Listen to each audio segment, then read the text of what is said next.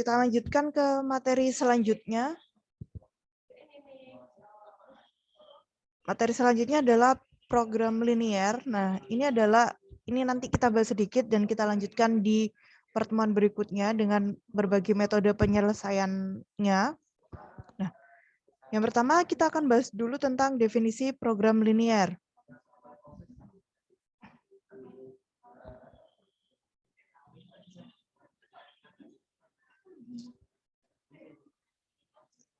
Program linear merupakan salah satu model matematika yang digunakan untuk menyelesaikan masalah optimisasi, memaksimumkan atau meminimumkan fungsi tujuan yang bergantung pada sejumlah variabel input. Di dalam program linear sendiri ada dua macam fungsi. Yang pertama adalah fungsi tujuan, yaitu dia merupakan tujuan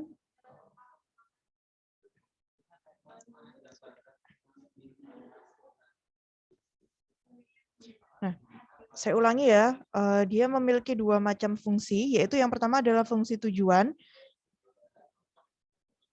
di mana fungsi tujuan ini merupakan tujuan dari perumusan masalah. Dan yang kedua adalah ada yang disebut dengan fungsi kendala atau constraint. Nah, ini adalah sumber daya yang terbatas. Ciri-ciri program linear yang pertama adalah penyelesaian mengarah pada pencapaian tujuan maksimisasi dan minimisasi atau disebut sebagai objective function atau fungsi objektif.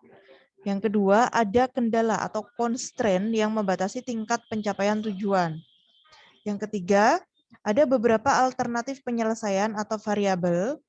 Yang keempat, hubungan matematis bersifat linear. Ini adalah ciri-ciri dari program linear. Kemudian, prosedur untuk membentuk model matematika untuk pemrograman linear. Nah, caranya atau step by step-nya apa saja sih untuk menentukan atau untuk membentuk model dari permasalahan pemrograman linear. Yang pertama, kita tentukan besaran yang akan dioptimisasi dan nyatakan sebuah fungsi tujuan. Yang kedua, kita lakukan identifikasi semua kendala atau pembatas dan nyatakan dalam simbol matematis. Yang ketiga, itu kita nyatakan setiap persyaratan terselubung atau eksplisit. Contohnya adalah persyaratan tak negatif atau variabel-variabel masukannya bilangan bulat dan lain-lain. Oke. Ini adalah formulasi modelnya. Kalau kita gambarkan dia yang pertama adalah kita tentukan dulu variabel-variabel keputusan. Yaitu ini ya cara menentukan. Oh, kalau tadi kan ini ya formulasi model. Nah, sekarang lebih mengerucut lagi, model ini maksudnya adalah model matematik. Jadi cara kita untuk membuat model matematis dari suatu permasalahan pemrograman linear. Nah, yang pertama adalah kita tentukan dulu variabel-variabel keputusannya. Variabel-variabel keputusan ini adalah kita gunakan simbol matematika yang menggambarkan tingkatan aktivitas perusahaan. Misalkan kalau ada ini ya, misalkan inventarisasi kantor gitu kan. Yaitu misalkan X1 adalah radio, X2 adalah komputer. Ini kita gunakan variabel-variabel. Nah, kemudian yang kedua adalah kita tentukan fungsi tujuan. Yaitu untuk menentukan hubungan matematika linear yang menjelaskan tujuan perusahaan. Contohnya adalah memaksimalkan laba atau meminimumkan biaya. Nah, yang ketiga adalah kita tentukan batasan modelnya. Nah, ini adalah constraint-nya atau hal-hal yang membatasi kita. Batasan adalah hubungan linear dari variabel-variabel keputusan. Contohnya seperti yang sudah kita bahas dari tadi ya. Misalkan dalam sehari hanya 40 jam tenaga kerja yang tersedia untuk membuat komputer. Atau angka 40 jam dikenal sebagai, kita sebutnya sebagai parameter. Nah, ini adalah model matematika untuk pemrograman linear. Kalau dia kan, biasanya kan ini ya tujuannya adalah kita tentukan dulu dia untuk maksimisasi atau minimisasi. Ini kita tentukan dulu persamaan dari fungsi tujuannya atau kita mau menyelesaikan masalah apa, ini kita selesaikan tujuannya. Kemudian ini kita tentukan constraint atau kendalanya. Itu misalkan ini ya, dia harus lebih besar sama dengan apa, ini kita tentukan kendalanya. Kemudian ada syarat non-negatif. Syarat non-negatif ini misalnya kita ingin membuat suatu produksi barang elektronik. Jadi misal barang elektronik tadi X1 adalah komputer, X2 adalah radio, maka kan nilainya tidak boleh negatif ya, tidak boleh kurang dari 0. Nah, gimana kita buat produk yang nggak utuh gitu kan. Makanya di sini ada syarat non-negatif, yaitu X1, X2 harus lebih besar sama dengan 0. Kemudian ini adalah bentuk umum persamaan linier. Ini bentuk umumnya. Misalkan untuk yang pertama adalah untuk maksimisasi atau fungsi maksimum, yaitu Z sama dengan penjumlahan dari C atau sigma CJ XJ. Dengan constraint atau kendalanya adalah sigma AIJ XJ, dia nilainya kurang sama dengan B. Mana I-nya adalah dari 1, 2 sampai XJ, dan dia harus lebih besar sama dengan 0. Dan J-nya dimulai dari 1, 2, sampai dengan N.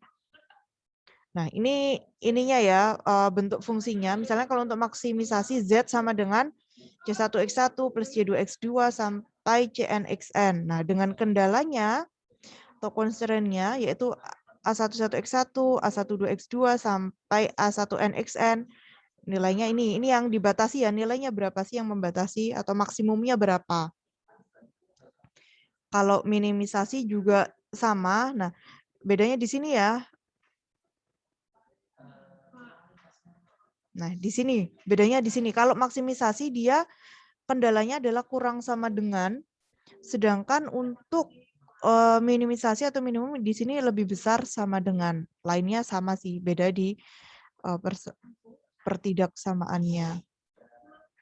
Oke, contoh kasusnya misalkan seperti ini, perusahaan barang tembikar memproduksi 2 produk setiap hari, yaitu mangkok dan cangkir. Perusahaan mempunyai 2 sumber daya yang terbatas. Kemudian ini ya, yaitu sumber daya tersebut adalah tanah liat dan tenaga kerja. Dengan keterbatasan sumber daya, perusahaan ingin mengetahui berapa banyak mangkok dan cangkir yang akan diproduksi tiap hari dalam rangka memaksimalkan laba. Tersedia 40 jam tenaga kerja dan 120 pon tanah liat setiap hari untuk diproduksi. Oke, kemudian kita ini ya, apa?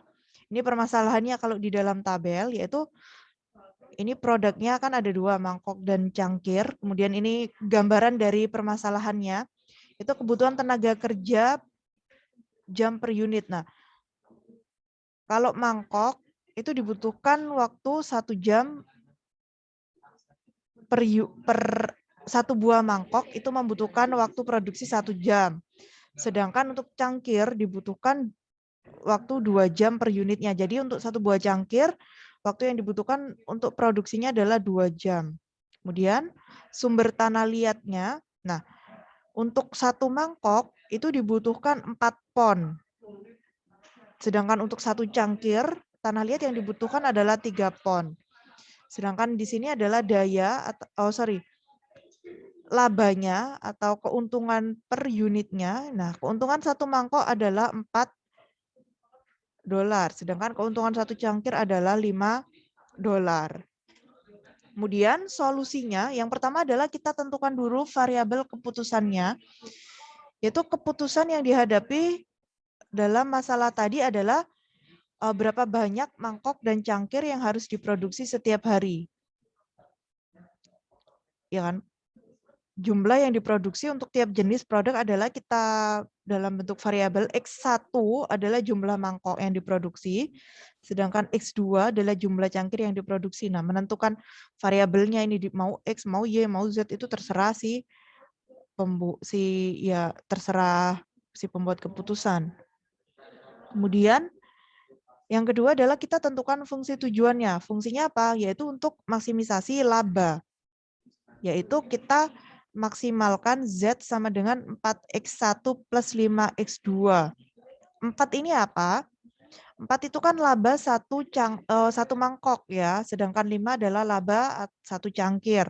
Makanya kita ingin memaksimumkan Z sama dengan 4X plus 5X2, di mana Z-nya adalah total laba tiap hari, kemudian 4X1 adalah laba dari mangkok atau satu mangkok, kemudian 5X2 adalah laba dari cangkir. Kemudian kita tentukan juga batasan atau constraint-nya. Yang pertama adalah batasan tenaga kerja. Nah, ini kenapa X plus 2X2 kurang sama dengan 40? Karena kan di sini ya, kebutuhan tenaga kerja 1 jam per unitnya kan 1, ini 2 ya. Untuk mangkok kan 1, maka 1X1 atau X1 plus 2X2 dia harus kurang sama dengan 40. Karena kebutuhan kita di sini adalah tersedia 40 jam tenaga kerja. Hanya 40, maka pembatasnya di sini adalah 40, kurang sama dengan 40. Sedangkan batasan tanah liatnya, nah ini kan jumlah tanah liat. Kita lihat lagi jumlah tanah liat di sini, yaitu sehari kita hanya bisa menggunakan 120 pon tanah liat.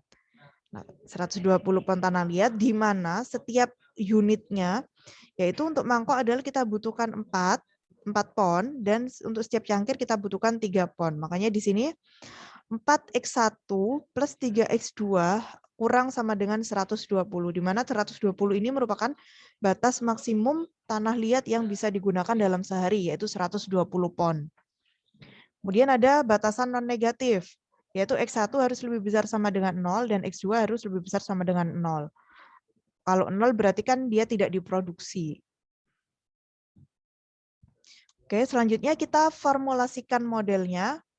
Yaitu model formulasi yang pertama adalah tujuannya. Fungsi tujuannya kan untuk memaksimumkan Z sama dengan 4X1 plus 5X2. Ini tujuan kita, di mana constraint-nya atau kendalanya kita hanya terbatas pada ini, yaitu X1 plus 2X2 kurang sama dengan 40, karena kita maksimisasi, maka di sini kurang sama dengan 4X1 plus 3X2 kurang sama dengan 120.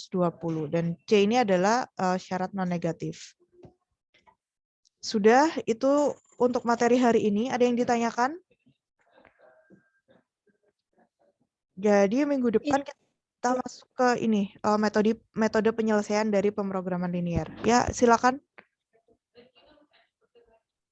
Untuk ini tadi yang di contoh soalnya, contoh kasus yang terakhir ini tadi, Bu. Iya. Untuk menentukan ini, mangkok kan produksi katanya satu mangkok. Oh ya. Itu loh yang jamnya satu, mangkoknya itu satu, terus cangkirnya yang ini itu ya. Ini ya. Itu gimana cara menentukannya? Ini ada diketahui di soal ya, ini permasalahannya. Biar mudah ini saya tabelkan. Kalau misalkan di dalam kata-kata berarti kan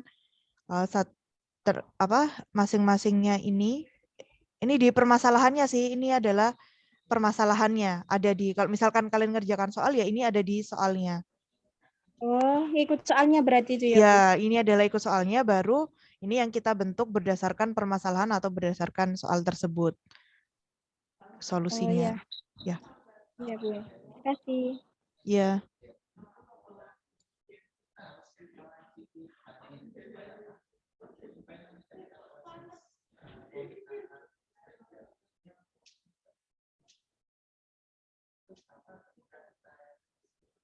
Ada lagi yang ditanyakan?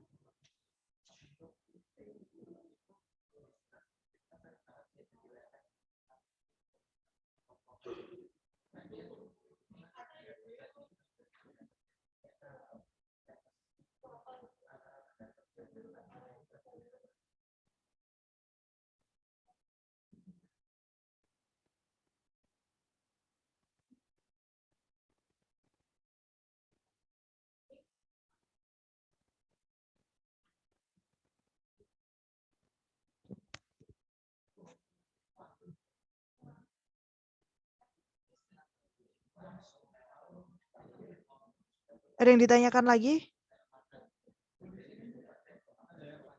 Berarti itu hasil akhirnya itu ini, Bu ya, linear. Jadi kayak X1 dan X2 gitu.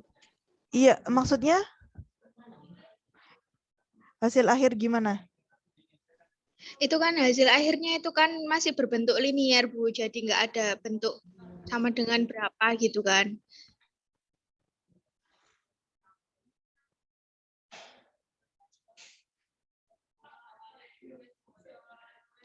Sebentar, tolong diulangi lagi Mbak. Saya ini. Halo? Gimana? Pertanyaannya gimana?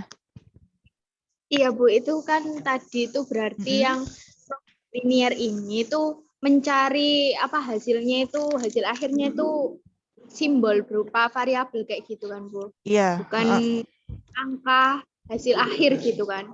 Ya hasil. Oh ini ya. Ini kan di sini kan kita ini yang kita bahas hari ini kan sampai di ininya permasalahan pemrograman linier. Nah ini belum kita selesaikan. Nah baru kita sampai di sini. Misalkan sampai di sini aja. Model formulasinya adalah ini kan. Nah nanti di pertemuan selanjutnya kita akan membahas ini bisa kita selesaikan pakai metode apa saja sih. Nanti ada namanya metode grafik, metode simplex, dan metode yang lain.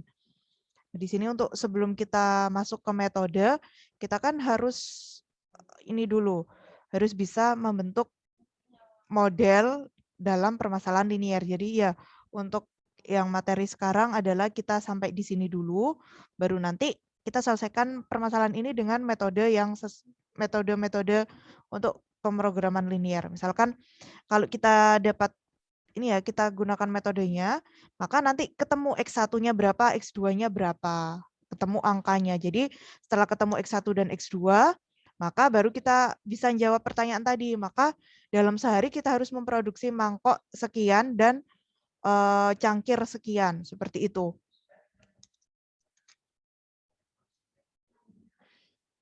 Oh iya, Bu. Terima kasih. Iya.